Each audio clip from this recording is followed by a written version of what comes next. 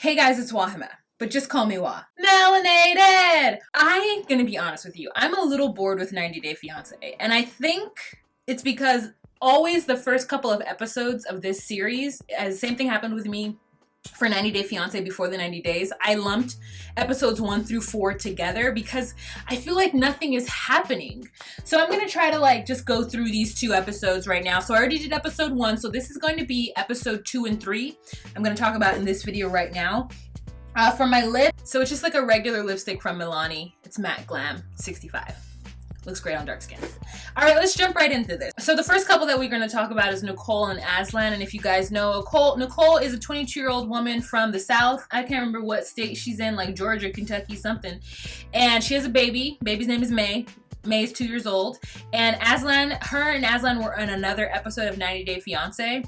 And so this is their second season. You know, make that money. Do what you gotta do. They are gonna go to Morocco for 2 months. Girl, I did not realize that they were going to Morocco for 2 months. For whatever reason, Nicole is really confident in her skills as a parent because she thinks that she's gonna go with her 2-year-old daughter to Morocco to be there for 2 months to be with Azan to see if he is going to be a good dad. May is not his child. Yes. Her mother is really worried, as would I be really worried. The mother comes to pick up Nicole and May and take them to the airport, and it looks like Nicole lives in a motel. I am not sure what exactly is going on.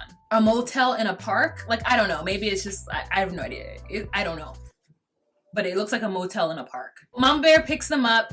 She's gonna take them to the airport, and while they're on the way to the airport, Nicole's very blasé about how everything is gonna be okay. She almost actually forgot the passports, girl. And then she's mad at her mother because her mother didn't bring diapers and I'm just over this entire situation a little bit, but I'm gonna try to push through. I'm gonna put aside my personal feelings and move forward. You know, for May. Mama Bear drops her off. She even at that time still tries to convince her to leave May behind. And she's just like, no, I'm gonna take her. Girl, Mama Bear's crying. She doesn't want Grandbaby Bear to go. Nicole and May get to Casablanca, and Nicole already is frustrated with May. May is on the thingy that the luggage comes off, and she's like, May, get down. I'm like, girl, how long were you not looking at May for her to get up on that spinny thing and then get to the other side of it? This is a disaster waiting to happen. This is a disaster waiting to happen. And I know she's tired because that's a long flight with that little girl, and if she didn't sleep or if she half slept or if the girl sat in her lap, you don't know the situation. I'm sure it was a real hard, tough flight, you know? So God bless Nicole on that. They get there, and she hasn't been able to really get into contact with Azan, so she's worried that he's not going to be there. So they get through customs, go through whatever they need to go through. I'd actually find that for the fact that they're going to be there for 2 months, she doesn't have very much luggage. I mean, I'm just really worried about luggage these days because I just went somewhere and I didn't bring enough clothes, I felt. Azan is there. He's waiting outside. He hugs Nicole, but he gives a really big, cute hug to May, and I start to think that everything's gonna be okay. He holding May, and Nicole says, oh, who's that? You know, to May, and May's like, Daddy, which I was just wasn't prepared for that. But Azan was very receptive to it. He was hugging her and holding her and telling her he loved her, and it just was really a sweet moment.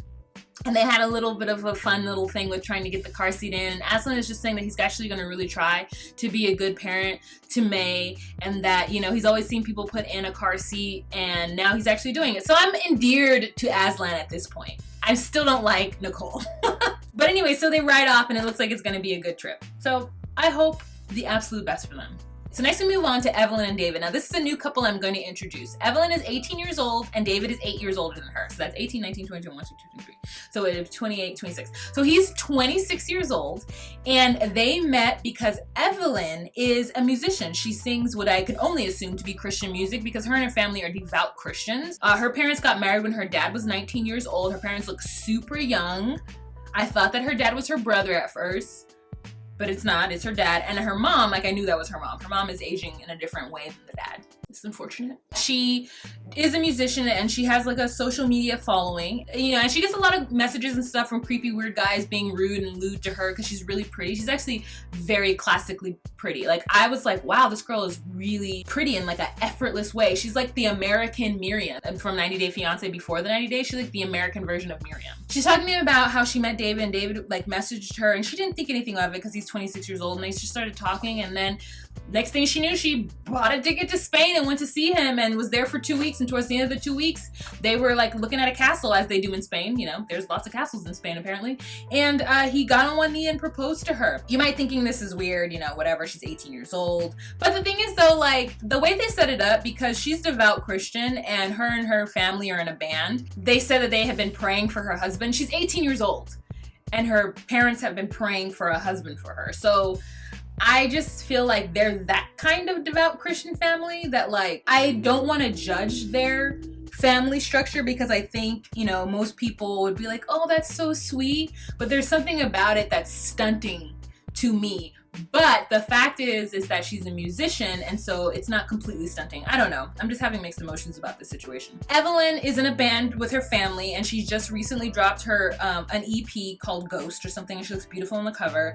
And her family's like really into her getting married. Like, they are so very supportive of it. I think they really like the fact that David is a virgin and he's devoutly Christian as well. So I think that's why their union kind of makes sense to me. Her brother Solomon though is a little worried that once she gets with David, or once she marries, or once David comes to the States, like, that she's gonna kind of put music aside and it's gonna really disrupt his world. And I can see that, especially if they're a very like insular New Hampshire family, you know, where they're just really close and tight knit, and having somebody kind of like come new into the scenario, especially somebody who isn't American, might be a little jarring for him. And if she's 18, then he might be like 16 or 17. That's what he looks like. So I can see him being a little worried. Dad and mom are not worried. They're ready for David to come. And then we meet her maid of honor, which is her best friend that she's known since high school. The maid of honor is just a little like, oh, that doesn't make any sense. You're 18, you're so young. I'm in love with you, you're getting married. I really do low-key think that best friend might be gay. But you know, who am I? Who am I to say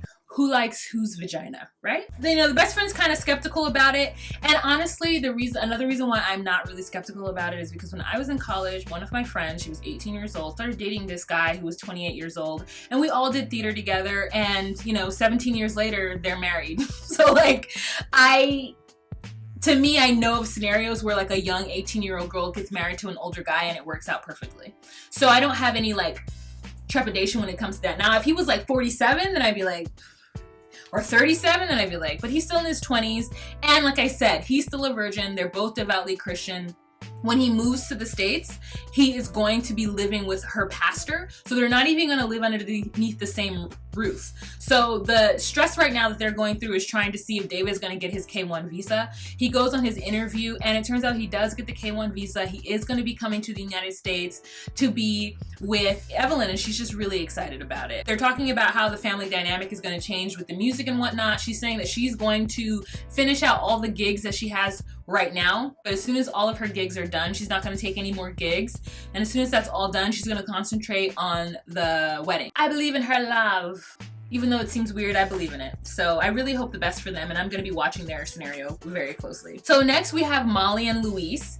And if you guys remember, Molly is the 41-year-old woman who's marrying Luis, who's 26, from the Dominican Republic. They've only known each other for 2 months, and Molly's daughter, Olivia, has an issue with it. In these 2 episodes, Molly has a conversation, one with her dad and one with her mom. So first she has it with her mom, and her mom is basically saying, look, your dad is a bigot in sheep's clothing. I don't know why they just call this man a racist. Calling white people racist is really triggering for them, because like racism means that they like hate people. It more so just means that you have a lot of negative stereotypes and connotations about people of color in your brain that you were raised with, you know? So many people are racist just because they're American.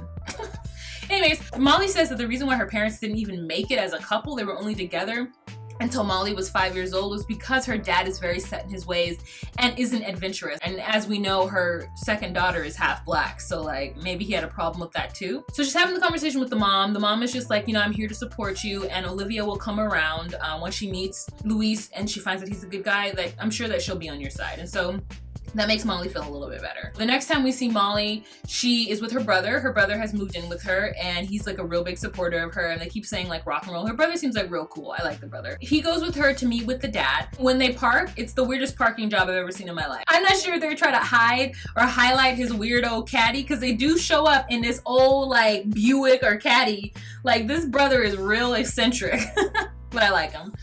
So they show up to meet with the dad, they sit down. Dad basically starts spewing some like weird Fox News nonsense about the fact that the border is really tight right now and that they're not letting anyone in. And maybe he's talking about the Muslim ban or something. I don't know what he's talking about. He's making it seem like now more than ever, and I can only guess because President Trump is in office, that the borders around the United States are tight and the only way to get in is through marriage. I'm just like, that is not true. He's like, well, what other reason would he want her to come to the United States? Why am I not enough? Like, why can't he just want to come here for me? He could still love her and want to get his citizenship. Like, I don't understand why it has to be two different camps.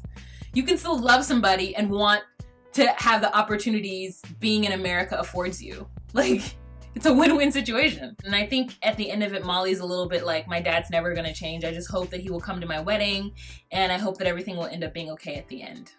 And I'm just like, I hope the best for you too. Oh, so then we move on to David and Annie. And if you remember David and Annie, David is in Thailand. He's broke. He's living off of his friend who's financing his time in Thailand. And he's marrying Annie, who is the third woman that he's wanted to marry since he's been in Thailand, and the first woman that he actually asked and said yes. So now she's really excited because she thinks she's marrying a rich foreigner and she's not. So anyways, they're doing some engagement stuff. They go to this jeweler because in Thailand, to show that a man can financially support his wife, one of his like ways of showing his love is to buy engagement, jewelry. How they explained it is that baht is not only the currency, but it's like weight in gold. So you need to buy 11 baht in gold, which is roughly $6,800. So $6,800. David does not have that money. He doesn't have money for the dowry. He doesn't have money for the engagement party. He doesn't have money for this engagement jewelry. So Annie's really excited, and I think she thinks he's gonna go there and throw down money, and he doesn't. He gets there and he's like, I can't afford any of this. I could put a down payment right now on half of what she wants. He's trying to like deal with the jewelers, and they're just like, okay, well, he's like, I'll put this money down now, and then I'll come back tomorrow, figure out my finances, and I'll give you more money then. And he turns to Annie, he's like, is that okay? And she's like, are you okay with this, right? And she's like, yes, okay. Then he's like, are you sure? And she's like, yeah. And he's like, oh no, I really want you to be okay with it. Like, David, she's not okay with it. She's just saying okay because it's the only thing she can say.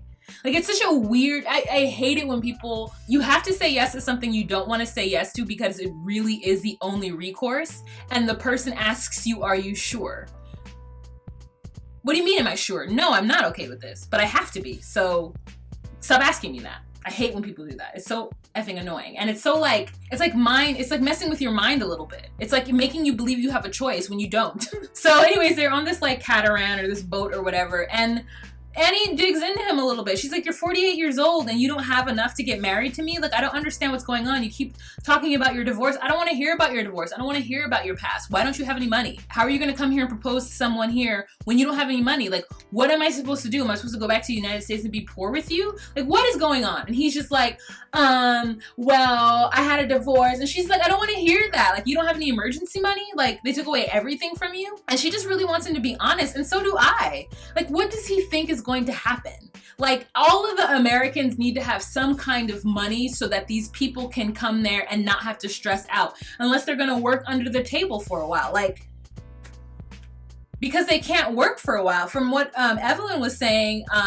dealing with David, is that he can't work for, I can't remember how long it is, but it's like a couple of months until something happens. There's like another layer to the visa or something that allows you to work. David really gets on my nerves. He gets on my nerves. He's an old foreigner with no money, promising shit that he cannot promise. So yeah, so that was it. We didn't hear anything from Andres and Elizabeth this time. I'm waiting to hear about their scenario because I'm really want to see that tension between her dad and Andres. So I'm excited for that. So that's it, you guys, for this review slash recap of episode 2 and 3 of 90 Day Fiancé. Let me know what you guys think below about this scenario. I might do more condensed episodes until they get more juicy. All right, you guys, that's it for this episode. Thank you so much for watching. Please join the conversation down below. If you like what I do here on this channel and you'd like to consider becoming a Patreon patron, please click the link down below. Thank you guys so much, and remember to be you, be true, and find your place. Okay, bye.